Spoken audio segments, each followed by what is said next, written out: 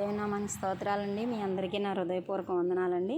మరి దేవాది దేవుడు మరొక్కసారి దేవుడు మనల్ని ఇలాగా సిద్ధపరిచాడు. నేను రూపాంతర దేవాలయంలో ఉన్నానండి.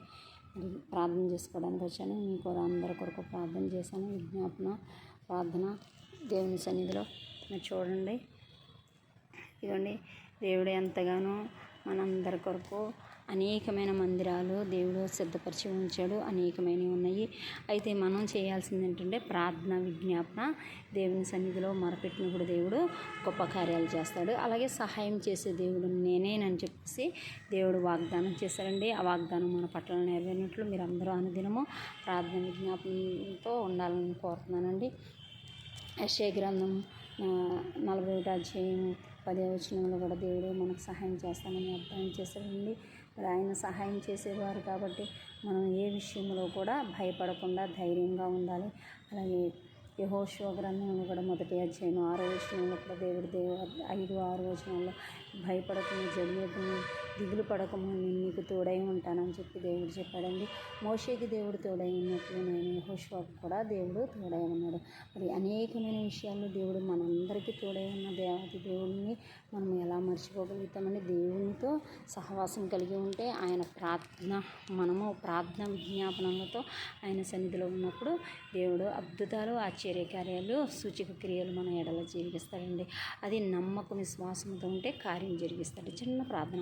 మహాపరిశుద్ధుడు, మహోన్నతుడు, మహిమేశ్వరుడు కూడా సర్వ సృష్టికర్త, సర్వాధికారి, సమస్తముని ఎరిగిన దేవుడు నాయన ఆ కార్యము జరిగించి మీ నామానికి మహిమ తెచ్చుకుని అడుగుచున్నాను. ఏ బిడ్డ ఏ ఆశతో ఏ కోరికతో నీ సన్నిధిలో మొరపెట్టుచున్నారో ఈ సమయంలో ఆ కార్యాలన్నీ మీరు జరిగించి మీ నామానికి మహిమ తెచ్చుకోండి నాయన.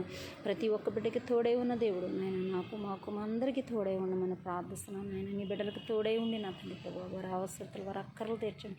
ఆశపడు మనసు తృప్తి చెందిస్తానని వాగ్దానం చేసే వాగ్దానం బిడ్డల పట్ల నెరవేర్చమని ప్రార్థిస్తున్నాను తండ్రి ప్రభు. కృప చూపించండి ప్రభు. ఆశతో ఎదురు చూస్తున్నారు తండ్రి ప్రభు. ఎవరిని మీరు విడిచిపెట్టద్దు దేవా. నీకు వందనాలు, స్తోత్రాలు. అందరి పక్షాన్ని మీరుండి వ్యాజ్యమాడమని ప్రార్థిస్తున్నాను. కృపాసన్నిధి బిడ్డలకు తోడుగా ఉంచండి.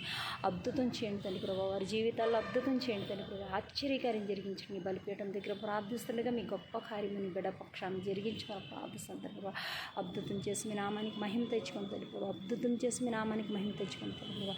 మీ కృపాసన్నిధి బిడ్డలకు తోడుగా ఉంచండి. ఏమైనా బిడ్డలను, ఏమైనా కుమార్తెలు, ఏమైనా కుమారులను మీరు దర్శించండి. బాల్య దశ నుంచి ఆయన వృద్ధుల వరకు మీకు జ్ఞాపకం చేసుకుని ఈ వాతావరణాన్ని మీరు జ్ఞాపకం చేసుకుని ప్రతి ఒక్క బిడ్డ పక్షాన్ని మీరు ఉండండి. వ్యాజ్యమాడని తండ్రి ప్రభు. ప్రతి ఒక్క బిడ్డని ఆయన విడిచిపెట్టదు తండ్రి ప్రభు. అలాగే ఎగ్జామ్ రాస్తున్న బిడ్డలను కూడా మీరు జ్ఞాపకం చేసుకుని తండ్రి ప్రభు. ఆయన ఎగ్జామ్కి ప్రిపేర్ అయిన బిడ్డలను కూడా మీరు జ్ఞాపకం చేసుకుని, ఎగ్జామ్ రాసిన బిడ్డలను కూడా మీరు జ్ఞాపకం చేసుకుని కృపాసన్నిధి బిడ్డలకు తోడుగా ఉంచుకొని త్వరలో రాను నా ప్రభువైన యేసుక్రీస్తు నామములో అడిగి వేడి ప్రార్థించుకుంది ఉన్నాను మా ప్రియ పరలోకపు తండ్రి.